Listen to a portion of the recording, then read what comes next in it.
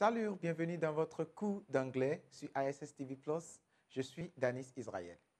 D'abord, un gros coucou et merci à tous ceux qui nous suivent. Merci à tous ceux-là qui sont en train d'aimer nos vidéos. Merci à tous ceux qui sont en train de laisser les commentaires. Merci beaucoup. Et voilà, d'abord, je voudrais remercier deux personnes.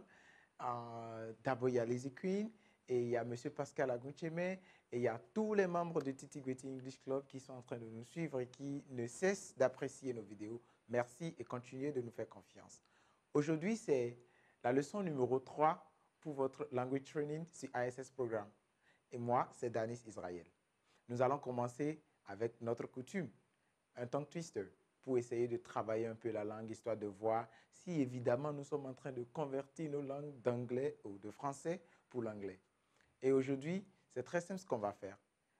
Notre tongue twister de ce jour, c'est Unique New York. Tout le monde connaît New York, c'est une grande ville des États-Unis. Unique New York. Unique New York, Unique New York, Unique New York. Essayez ça plusieurs fois à la maison. Vous allez voir si ça vous permet de travailler votre langue et d'être vraiment, vraiment, vraiment accro à la langue anglaise. Alors aujourd'hui, qu'est-ce que nous allons faire? Quand j'ai réfléchi, j'ai vraiment pensé, je me suis dit, et si on essayait de travailler un peu sur les verbes en anglais? Parce que pour former une phrase, nous avons besoin des verbes. Nous avons besoin des sujets. Et ces sujets-là, vous savez tous, les sujets tournent forcément autour de 6 sujets qu'on a l'habitude d'appeler les pronoms personnels. Nous avons en français le je, le tu, le il ou le elle pour le singulier. Nous avons le nous, le vous et le il ou elle du pluriel. Alors, nous allons aller découvrir ces personnes-là en anglais. Comment est-ce qu'on les appelle? Comment est-ce qu'on pourrait former de simples phrases en anglais et avoir un bon sens? Continuez de nous suivre, ne touchez à rien, on revient tout de suite. Alors voilà, nous allons commencer notre cours d'anglais.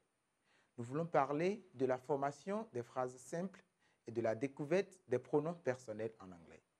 Et tout de suite, nous avons la première personne qui est le je. En anglais, ça fait I.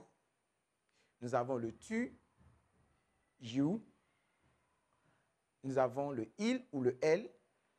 À ce niveau, en anglais, nous avons 3 différentes personnes. Nous avons le il qui est he, le elle qui est she, et les Anglais, ils catégorisent tout. Donc, pour les choses ou les animaux, nous avons le it. Et vous voyez déjà l'écriture it, it. Alors, au pluriel, nous avons le nous, ça fait we. Nous avons le vous, ça fait you. Et il ou elle de la fin, avec S, bien sûr, ça fait they. Alors, on essaie de reprendre ça en anglais. Ça fait I, you, he, she, it, ou we, you et they. Il faut faire attention. En français, nous avons tu et nous avons vous. Mais les Anglais, ils n'ont pas de différence entre le tu et le vous. C'est représenté de la même manière. C'est unique, c'est you. Alors, voilà, nous venons de découvrir les pronoms personnels en anglais. Nous allons prendre parmi les verbes, et si on essayait avec l'auxiliaire être? L'auxiliaire être en anglais, ça fait to be. Et si on essayait de conjuguer to be, donc ça fait le sujet je qui est I am. I am. Pour ceux qui suivaient déjà nos cours, on a déjà commencé par utiliser I am, my name is, I am, bla bla bla. Et voilà, nous allons voir comment est-ce qu'on est arrivé à commencer par dire I am. Donc, quand on prend l'auxiliaire être en anglais, qui signifie to be, aux premières personnes, nous avons I am, you are, he, she, it, is, we are, you are, and they are. On reprend ça encore une fois. I am, you are, he, she, it, is, you are, we are, they are. On va essayer aussi avec l'auxiliaire avoir, to have. I have, you have, he, she, it, has, we have, you have, and they have. Essayez de réviser ça, de pratiquer ça, de répéter plusieurs fois. Les prononciations vont venir. Il ne faut pas oublier, l'anglais, c'est une langue avec beaucoup d'intonation, beaucoup de stress et beaucoup de. Voilà. Nous venons juste de conjuguer les deux auxiliaires que nous avons en français et en anglais. Mais en anglais, il y a autre auxiliaire qui s'ajoute et ça fait 3. Et le troisième auxiliaire en anglais, ça fait to do.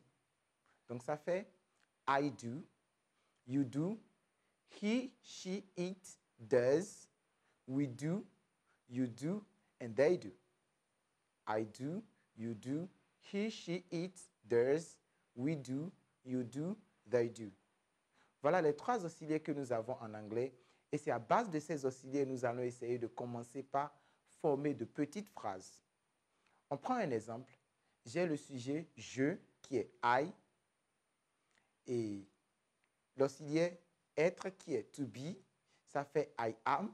Et je veux dire « je suis un garçon ».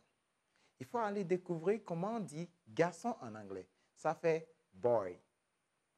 I am un garçon, a boy. I am a boy. She is a girl. Elle est une fille. She is a girl. He is a footballer. Il est un footballeur. Alors, nous venons de découvrir les pronoms personnels, les auxiliaires, et nous avons déjà ça dans notre vocabulaire. Ce qu'il faut faire désormais, c'est commencer à chercher des petits mots, des expressions, pour commencer par former de petites phrases. Nous allons prendre quelques verbes qu'on pourra utiliser pour former des phrases. Le verbe manger, to eat. Le verbe dormir, to sleep. Le verbe jouer, to play. Alors, le premier verbe, to eat, to sleep, to play.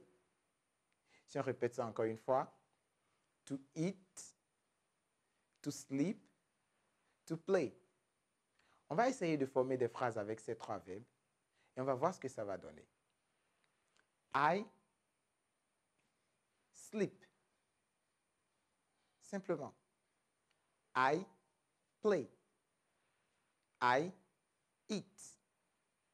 Voilà, c'est des exercices qu'il faut faire. Maintenant, jouer. On veut essayer de jouer avec une autre pronom personnel. Nous avons le he, par exemple, ça fait he plays football. He plays football. On a déjà utilisé football, tout le monde sait football, c'est football. He plays football. He eats rice. Là, nous sommes encore au présent. Il ne faut pas faire erreur. Nous sommes encore avec le temps présent. He eats rice. He plays football. She sleeps on bed. Elle se couche dans un lit ou sur un lit. Ça dépend du sens. Alors là, nous venons de travailler quelques petites phrases avec les auxiliaires que nous avons ou les verbes que nous venons de citer. À la maison, qu'est-ce qu'il faut faire? Prenez votre dictionnaire anglais-français. Essayez de voir les mots que vous voudriez utiliser avec les auxiliaires qu'on vient de conjuguer. Travaillez votre anglais. Essayez de prendre le I am ou le you are ou le I have ou le I do. On sait déjà ce que ça signifie. Do, ça fait faire. Et do en anglais, c'est aussi auxiliaire. On commence par chercher de petits mots pour mettre à côté parce que pour former une phrase, on a un sujet, un verbe et un complément. On connaît déjà les sujets, on connaît déjà un verbe et il faut aller chercher un complément. Et pour ça, je vous renvoie avec votre dictionnaire. Merci pour nous avoir suivis. C'est Danis Israël dans le cours d'anglais sur ISS TV+. Je vous invite à massivement vous abonner et à partager ça avec tous les amis. Merci à ceux qui nous suivent déjà. Merci à ceux qui prennent le rendez-vous chaque jeudi. Et merci à ces personnes qui vont encore nous rejoindre. Ensemble, nous allons beaucoup voyager à travers les horizons de la langue anglaise. Merci beaucoup. Bonne suite de programme chez vous et restez toujours scotchés sur ISS TV+. Merci, moi c'est Danis. Au revoir.